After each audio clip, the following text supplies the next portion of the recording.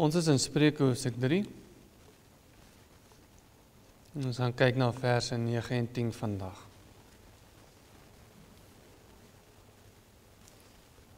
Spreuke hoofstuk 3 vers 9 en 10. En dit sê dan die volgende: Vereer die Here uit jou goed en uit die eerstelinge van al jou inkomste. Dan sal jou skure vol word van oorvloed en jou parskype oorloop van mos.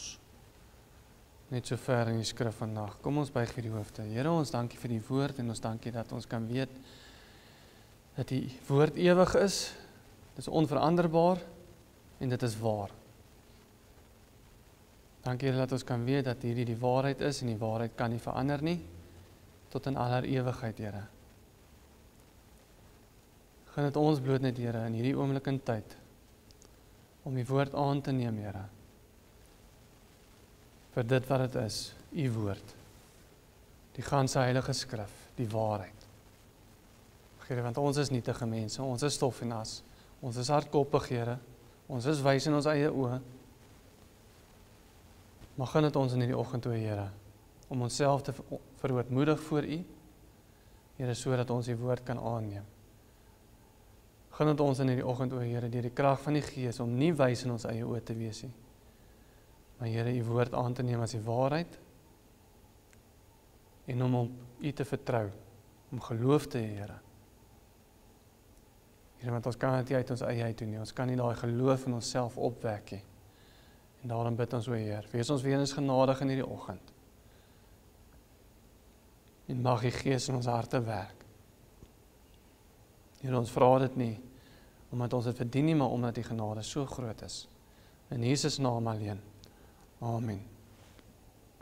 Nou, ons het laasweek gekyk na verse 7 en 8, en ons het gesien hoe ons nie wys moet wees in ons eie oë nie. Inteendeel, Spreuke 26 vers 12 vra die vraag: het jy 'n man gesien wat wys is in sy eie oë? Daar is meer hoop vir 'n dwaas as vir hom. Die enigste persoon wat eer kry of wat verheerlik word, indien ons wel wys is in ons eie oë, is onsself. Maar so stel jy jouself laer as 'n dwaas. Hoekom? Want jy vrees nie die Here nie. Vers 7 het gesê, wees nie wys in jou eie oë nie, vrees die Here. En hierdie twee konsepte is direk teenstrydig met mekaar. Jy kan nie wys wees in jou eie oë en ook terselfdertyd die Here vrees nie. Want soos ons ook 2 weke terug gesien het, rakende ons katekismes vir jong kinders, God het alles geskape vir sy glorie. En sodra ons wys is in ons eie oë, tree ons direk teenstrydig op met die einste doel van die skepping.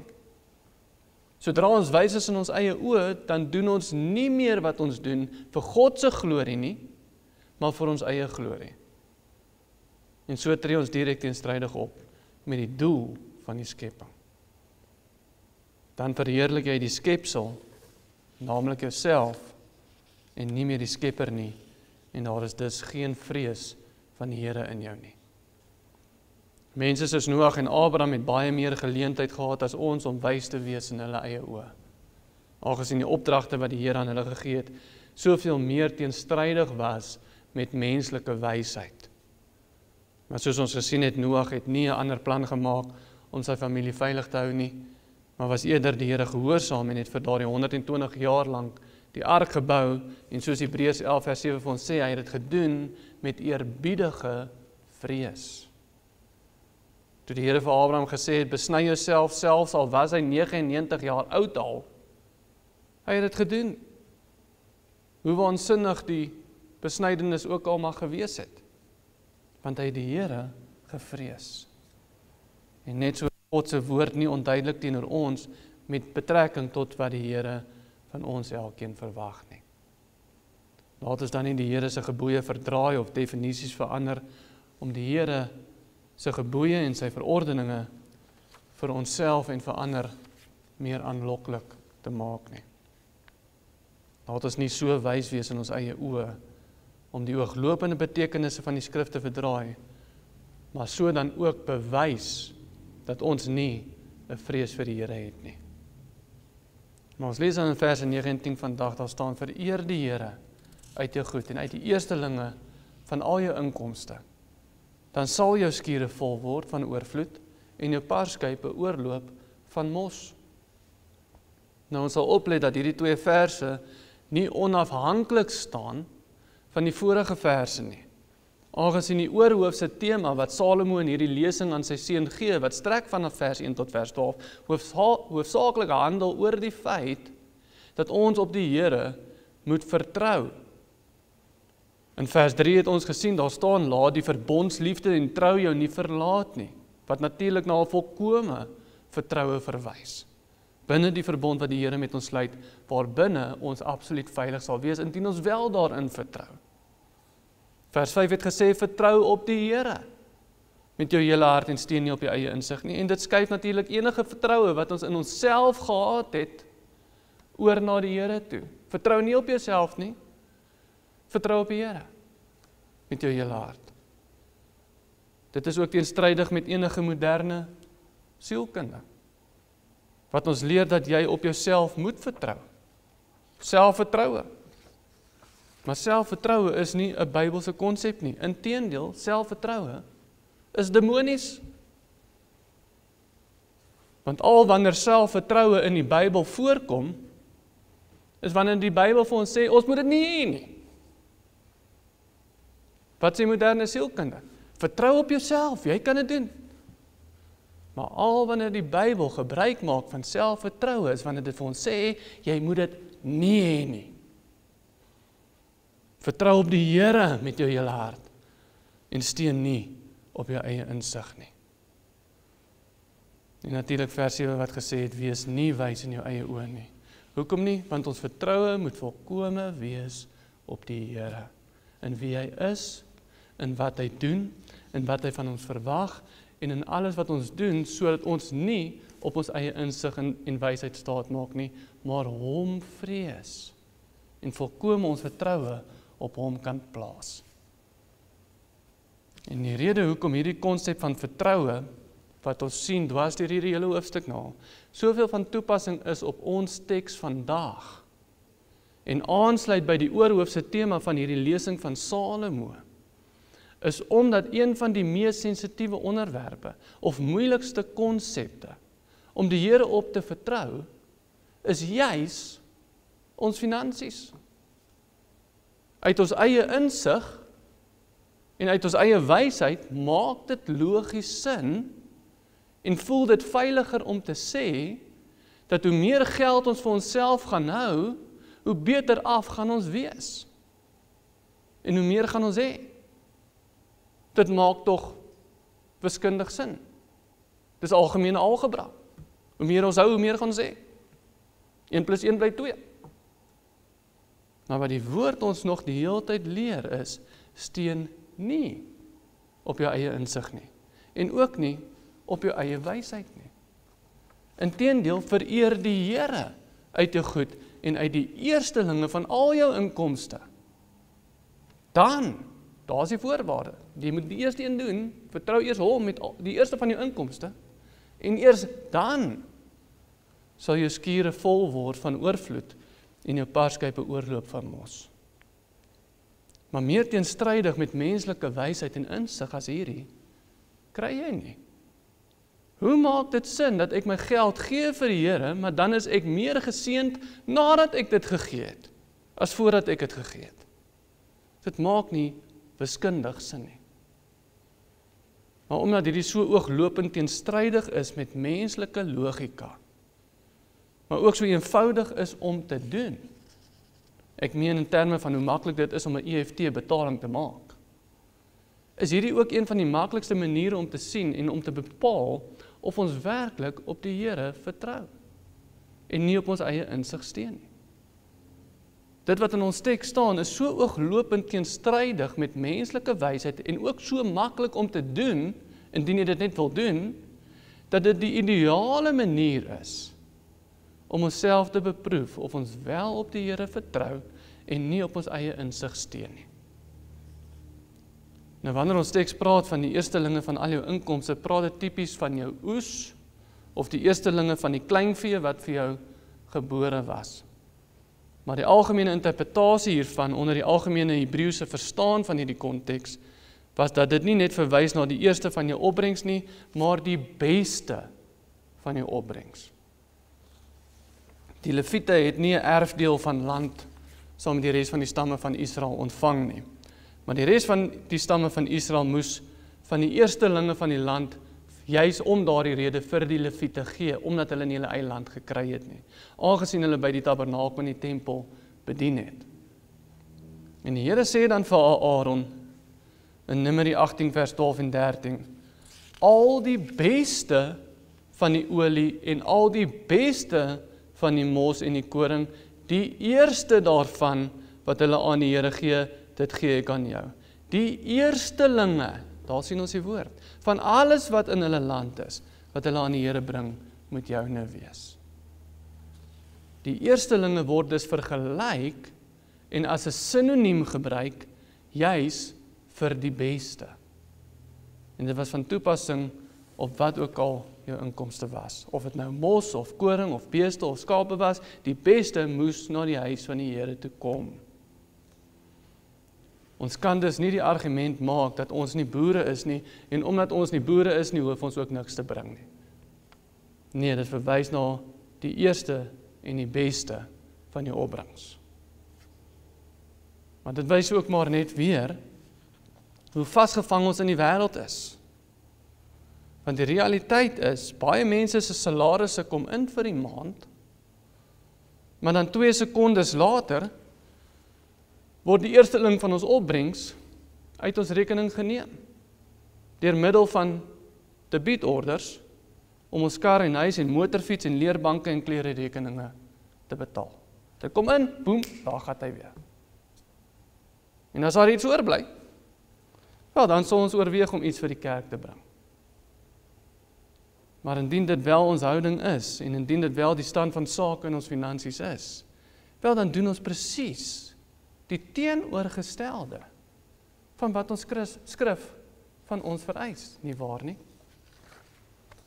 In Genesis 4 vers 1 tot 7 lees ons die volgende, en die mens het sy vrou Eva beken, en sy het swanger geword en Kain gebaar en gesê, ek het 'n man verkry met die hulp van die Here.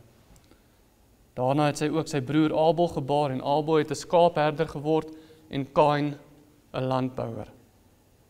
En na verloop van tyd het Kain van die vrugte van die land aan die Here 'n offer gebring en Abel het ook van die eersgeborenes van sy kleinvee gebring, naamlik van hulle vet.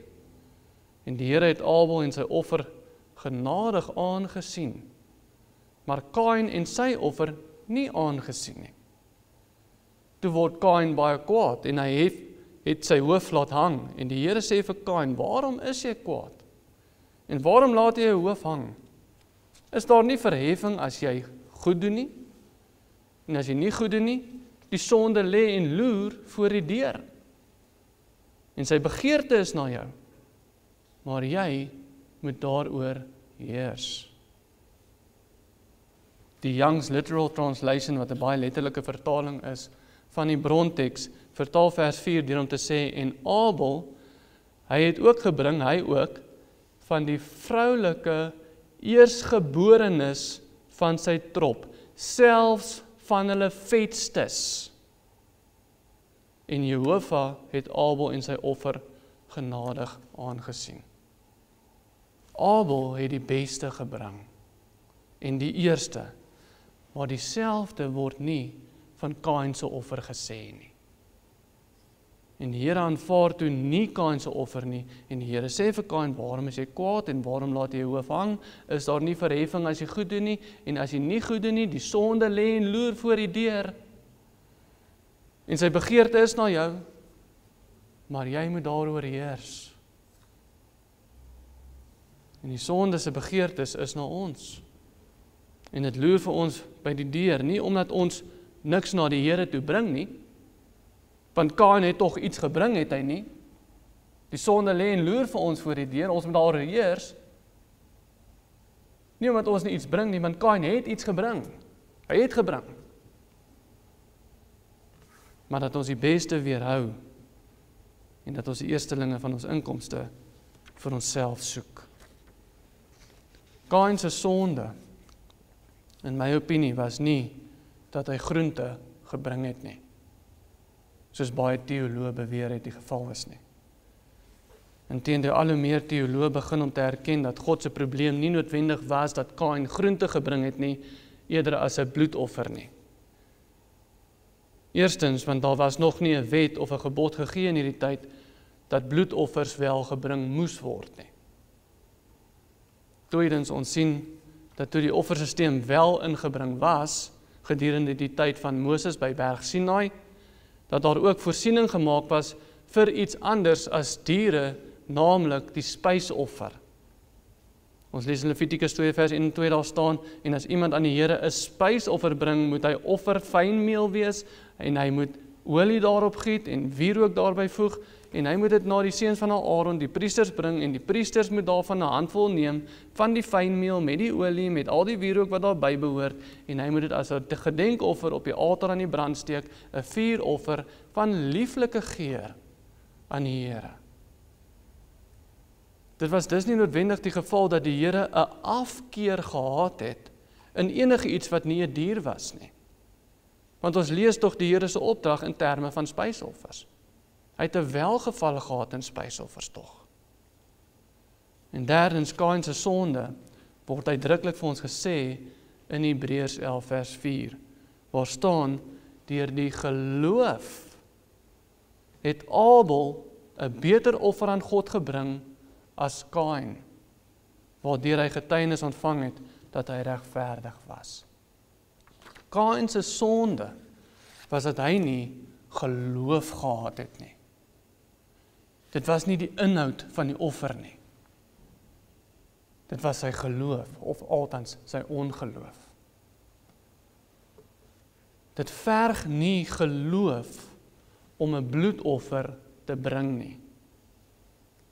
Israel het gereeld bloedoffers gebring, maar dit was ook nie deur geloof nie, selfs al was dit bloedoffers gewees, soos Abel se was. Die Here sê vir hulle in Maleagi 3 vers 6 tot 8, 'n seun eer die vader en 'n knegt sy heer. As ek dan 'n vader is, waar is my eer? As ek 'n heer is, waar is die vrees vir my? Sê die Here van die leerskare aan julle, o priesters wat my naam verag, maar julle sê, waardeur het ons die naam verag? Julle bring spys wat verontreinig is op my altaar, en dan vra julle, waardeur het ons u verontreinig? Deurdat julle sê, die tafel van die Here is veragtelik. En as julle 'n blinde dier bring om te offer, en dit geen kwaad, is dit geen kwaad nie. En as julle 'n lam of 'n siek dier bring, is dit geen kwaad nie. Bring dit tog vir jou goewerneur. Sal hy 'n welgevalle aan jou hê, of jou goedgesind wees? Sê die Here van die leerskare. Dit verg nie geloof om 'n bloedoffer te bring nie. Want Israel het bloedoffers gebring, maar dit was nog steeds veragtelik in die oë van die Here. Maar dit verg wel geloof om die eerstelinge van jou inkomste en die beste van jou inkomste na die Here toe te bring. Iets wat hulle nie gedoen het nie. Hulle het eerder die blinde diere en die verminkte diere gebring vir brandoffers. Kain se sonde was dat hy nie geloof gehad het nie. En sy ongeloof word waarskynlik vasgevang in die feit, nie dat Abel 'n dier gebring het en Kain van sy oes nie, maar dat Abel deur geloof van die eersgeborenes van sy trop, selfs van hulle vetstes, sê die skrif, vir die Here gebring het. En dit nie vir homself gehou het nie, terwyl dit nie van Kain gesê word nie. Dit is nie dat Kain niks gebring het nie. En dit is ook waarskynlik nie dat ons niks bring nie. Kain se sonde was dat hy nie die beste gebring het nie. Hy het nie geloof gehad nie. Kain se sonde was dieselfde as Israel se sonde. Naamlik hulle ongeloof, deurdat hulle nie die beste van die land vir die Here gebring het nie. En Kain se sonde en die Israeliete se sonde kan net so maklik ons sonde ook raak. Indien ons nie eerste die koninkryk van God soek en sy geregtigheid nie. Vers 9 van ons teks: vereer die Here uit jou goed en uit die eerstelinge van al jou inkomste. En indien ons doen, en indien ons die geloof het om te doen wat so ooglopend teenstrydig is met menslike wysheid, wel dan sê die Here vir ons in vers 10, dan sal jou skure vol word van oorvloed en jou parskype oorloop van mos.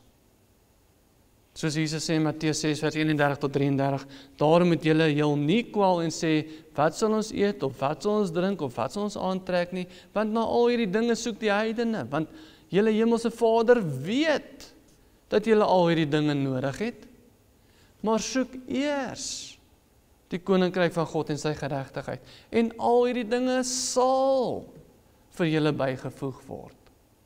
Dit sal. Jesus ego bloot die woorde van ons teks vandag. Maar eerstens, hoe is dit dat die Here ons dan so kan seën?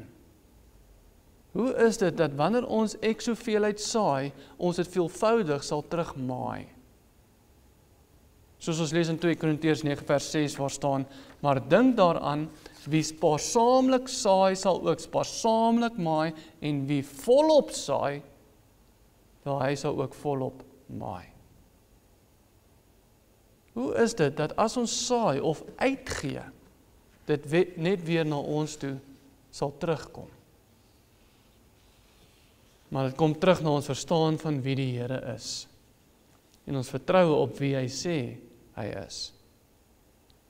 Die Here is soewerein, en as hy sê, soos ons lees in Haggai 2 vers 8, aan my behoort die silwer en aan my die goud, spreek die Here van die leerskare, dan beteken dit, al die goud en die silwer behoort aan hom. En daar is nie enkele molekuule van goud en silwer wat nie aan hom behoort nie. As die Here die mag het om kinders vir Abraham uit die klippe op te wek, soos ons lees in Matteus 3 vers 9, sekerlik het hy die vermoë om in elkeen van ons behoeftes te voorsien, maak nie saak hoeveel ons uitgee nie. Inteendeel, die Here sê in Maleagi 3 vers 10 vir die Israeliete, bring die hele 10de na die skathuis, sodat daar spys in my huis kan wees, en beproef my tog hierin. Die Here sê, toets my. Sê die Here van die leerskare, of ek vir julle nie die vensters van die hemel sal oopmaak en op julle 'n oorvloedige seën sal uitstort nie. Hoe kan die Here dit sê? Want hy is almagtig. En dit is sy skepping. En daar is nie 'n enkele molekuule in sy skepping waaroor hy nie soewerein is nie, en dit sluit die goud en die silwer en alles in. En daarom kan koning Dawid ook bid in 1 Kronieke 29 vers 11 en 12, aan U Here kom toe die grootheid en die mag en die heerlikheid en die roem en die majesteit, ja alles in hemel en op aarde, aan U Here kom toe die koningskap en die selfverhooging as hoof oor alles. En die rykdom en die eer kom van U. En U heers oor alles. En in U hand is krag en mag. En in U hand is dit om alles groot en sterk te maak. Hoe kan ons seker wees dat wanneer ons die Here vereer uit ons goed en hom vereer uit die eerstelinge van al ons inkomste, dat hy sal maak dat ons skure sal vol word van oorvloed en ons parskype oorloop van mos, want hy is God. Dis hoe ons seker kan wees, want hy is God.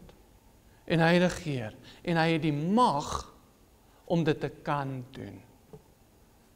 En daarom wanneer ons weer 2 Korintiërs 9 vers 6 lees wat sê, maar dink daaraan, wie spaarsaamlik saai, sal ook spaarsaamlik maai, en wie volop saai, sal ook volop maai, lees ons in die volgende 2 verse Paulus sê, laat elkeen gee soos hy hom in sy hart voorneem, nie met droefheid of uit dwang nie, want God het 'n blymoedige gewer lief, en God het mag om alle genade oorvloedig oor julle te laat wees, sodat julle altyd, in alle opsigte, volop kan hê, en oorvloedig kan wees tot elke goeie werk. Abel het vertrou, en Abel het geloof gehad, in wie die Here gesê het, hy is. Kain het dit nie geglo nie. En Abel se geloof was bewys deur die feit, dat hy sy eerstelinge en die beste van wat hy gehad het, gebring het, na die Here toe. Maar nie net eerstens het die Here die mag om ons te seën in ons fisiese behoeftes nie, maar tweedens, hy gee ook aan ons 'n nuwe hart, sodat ons 'n nuwe begrip kan hê, en dit is 'n begrip wat die wêreld nie kan hê nie, naamlik dat ons 'n begrip kan hê, dat ware wysheid meer kosbaar is as goud en silwer. Want soos verse 13 en 14 van Spreuke 3 nog vir ons sal sê, gelukkig is die mens wat wysheid gevind het, en die mens wat verstand verkry, want die verkryging daarvan is beter as die van silwer, en die verwerwing daarvan beter as van goud. Die weg van wysheid en geregtigheid is meer werd as goud en silwer. Maar as ons nie die Here vertrou met goud en silwer nie, gaan hy ook nie ons toevertrou met wysheid en insig nie. Vir die ware gelowige is dit irrelevant of die Here ons terugbeloon met goud en silwer. Want nie net bekommer die ware gelowige nie homself oor môre nie, want die Here sê ons hoef nie, in Matteus 6 vers 34, en ons vertrou hom wanneer hy dit sê. Maar dit is ook irrelevant, want wysheid vir die gelowige is baie meer werd as al die goud en silwer in die wêreld. En het die Here nie al klaar homself hierin getrou bewys nie? Het ons nie al klaar die Here hierin beproef nie? Want het die Here nie al klaar ons as 'n gemeente ontsaglik baie geseën met wysheid en insig nie, en met nederige harte nie, wat baie meer kosbaar is as goud en silwer nie? Het die Here nie al klaar onsself hierin bewys nie? Hoe kan ons dan nog twyfel in die goedheid van die Here? Verstaan ons as 'n gemeente nie al 1000 maal beter wie die Here wel is nie, en hoe hy redding teweegbring nie, en hoe ons geensins op ons eie meriete kan staatmaak nie? En seën die Here ons nie al klaar 1000 maal deur die krag van sy Heilige Gees om ons te help, om onsself voor hom te verootmoedig, sodat ons deur hom geleer kan word nie. Iets wat ons nie uit ons eie uit sou kon doen nie. Want gegee die feit dat ons 'n hardkoppige mensdom is, hoe is dit dat ons so gereeld ons eie opinies kan neerlê en die waarheid van die woord kan aanneem? Hoe gebeur dit? Dit gebeur nie uit ons eie krag nie, maar deur die Here wat ons so ryklik seën met wysheid wat meer kosbaar is as goud en as silwer. Daar is bitter min mense, byvoorbeeld, wat groot raak binne 'n charismatiese kerk of binne 'n baptiste kerk, wat die woord hoor en hoor dat die Here ons genadig is deur om 'n verbond met ons te sluit, en nie net met ons nie, maar ook met ons kroos of met ons kinders en die kroos van ons kroos wat dit sal aanneem. Daar is bitter min mense met daardie agtergrond wat God se verbond sal aanneem, selfs al staan dit so ooglopend in die Bybel. Maar die Here is ons genadig, en hy seën ons om wysheid aan te neem wat baie meer kosbaar is as goud en as silwer. En hy seën ons om dit te kan doen, wat nie natuurlik is vir enige mens om te doen nie.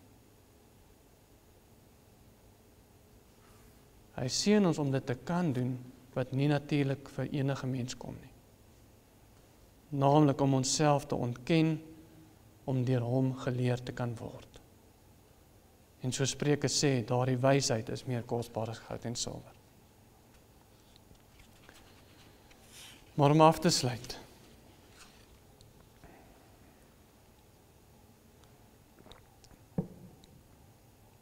Indien ons nie die eerstelinge van ons inkomste of die beste vir die Here gee nie, maar om vir hom gee of vir hom bring, wat ook al oorbly, is ons nie dan besig met die sonde van Kain nie.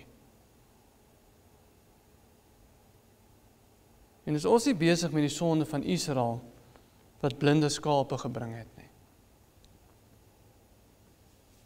En is ons nie dan besig met die sonde van ongeloof nie. Hoekom ongeloof? Want ons glo dan nie die Here en sy woord nie, maar ons glo ons gaan beter afwees, indien ons die beste vir onsself hou.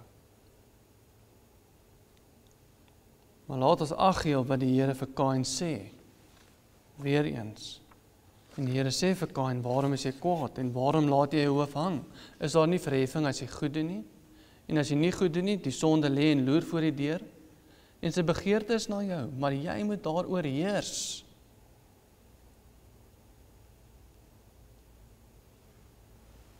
Laat ons dan heers oor die sonde van ongeloof. Want hierdie sonde dit gaan vir ons deur lê en vir ons loer, soos die Here vir Kain sê.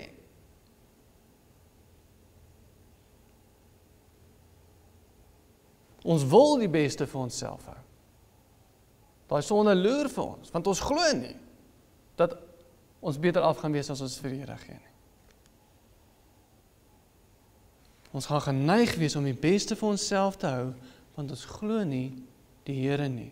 En ons dink ons gaan beter afwees indien ons nie die Here vereer uit ons goed en uit die eerstelinge van al ons inkomste nie. Want die Here is nie 'n mens dat hy kan lieg nie en dat hy kan verander nie. En wanneer die Here dan sê, vereer die Here uit jou goed en uit die eerstelinge van al jou inkomste, dan sal jou skure vol word van oorvloed en jou parskype oorloop van mos, dan kan ons met sekerheid weet dat hy ons oorvloedig sal seën. Want hy is nie 'n mens dat hy kan lieg nie. Maar laat ons op ons hoede wees vir die sonde van ongeloof wat vir ons loer, want sy begeerte is na jou. Maar ons moet daaroor heers. Heers oor daardie sonde. Want dit kom vir ons. Hoe heers ons daaroor? Hoe heers ons oor daardie ongeloof? 'n man bring sy seun na Jesus toe vir genesing. En ons lees in Markus 9 vers 23 en 24 daar staan, en Jesus sê vir hom, wat dit betref, as jy kan glo, alle dinge is moontlik vir die een wat glo. En dadelik roep die vader van die kind met trane uit en sê, ek glo, Here, kom my ongeloof te hulp. Ons almal glo in die Here. En daardie geloof is 'n gawe van God. Maar ons is ook net gehoorsaam aan die Here tot die extent van hoeveel ons glo. En daarom indien ons nie gehoorsaam is aan ons skrif vandag nie, want ons sukkel om te glo dat dit wel die waarheid is. En ons sukkel om wel die Here hierin te vertrou. Dan is daar net een opsie vir ons. En dit is om te doen wat hierdie pa gedoen het. Naamlik om te sê, of met trane uit te roep, soos hierdie pa ook gedoen het. En te sê, ek glo, Here, maar kom my ongeloof te hulp. Hoe waak ons teen die sonde van Kain? Hoe waak ons teen ongeloof? Deur om by die Here te pleit. Om ons ongeloof te hulp te kom, want hy alleen kan vir ons geloof gee.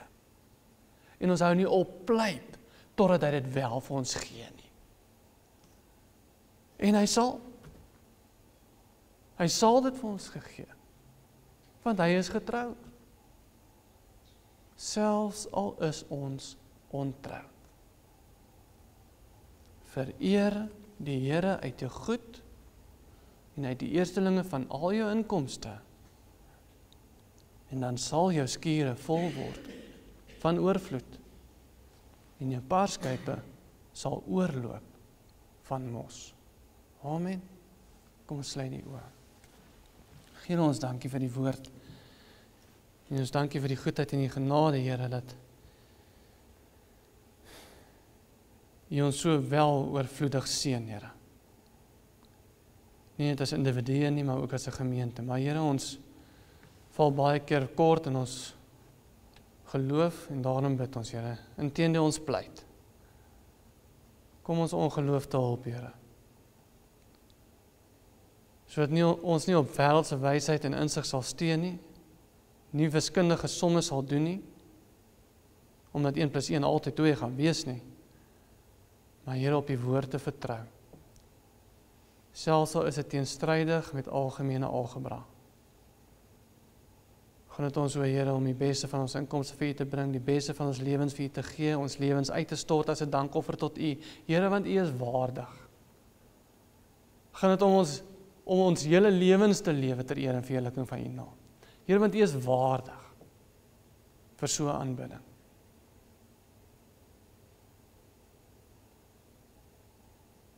En Here, wanneer ons wel daardie geloof het, om die beste vir U te bring, laat ons dit nie doen omdat ons geseën gaan word nie, maar laat ons dit doen omdat dit U naam toekom. Here, want U is God en U is Heer. Maar Here, ons is maar nietige mense. Ons neig baie keer na die sonde van Kain, Here. Vergewe ons, o Heer, en kom verander ons harte, want U alleen kan. Wees ons genadig, o Here, nie omdat ons dit verdien nie, maar omdat U 'n genadige God is.